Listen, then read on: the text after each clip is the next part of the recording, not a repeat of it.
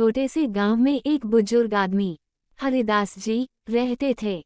वे जीवन में बहुत मेहनती और ईमानदार थे। उनके पास एक छोटी सी झोपड़ी थी और एक बुढ़िया पत्नी थी जिनका नाम सावित्री था। जीवन की कठिनाइयों ने उनके चेहरे पर गहरी लकीरें छोड़ दी थीं, लेकिन उनकी आत्मा में कोई शिकवा नहीं था। हरिदास जी और सावित्री जी के पास थोड़ा बहुत अन्न था, लेकिन कोई संतान नहीं थी। उनकी जिंदगी के सबसे बड़े दुखों में से एक था कि वे कभी माता पिता बनने का सुख नहीं देख सके।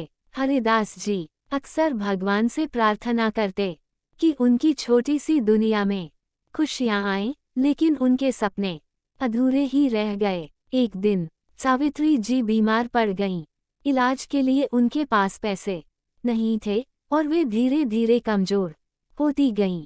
हरिदास जी ने अपनी सारी जमा पूंजी उनकी इलाज में खर्च कर दी, लेकिन सावित्री जी की तबीयत में कोई सुधार नहीं हुआ। अंत में सावित्री जी ने इस संसार को अलविदा कह दिया। हरिदास जी ने अपनी पत्नी की मृत्यु के बाद अकेले जीवन बिताया। उनकी आंखें अब भी भरी हुई थीं, लेकिन वे अपने दुखों को अपने दिल में छिपाए हुए थे। गांव के लोग उन्हें सम्मान देते थे, लेकिन हरिदास जी के दुख की गहराई केवल वे ही समझ सकते थे।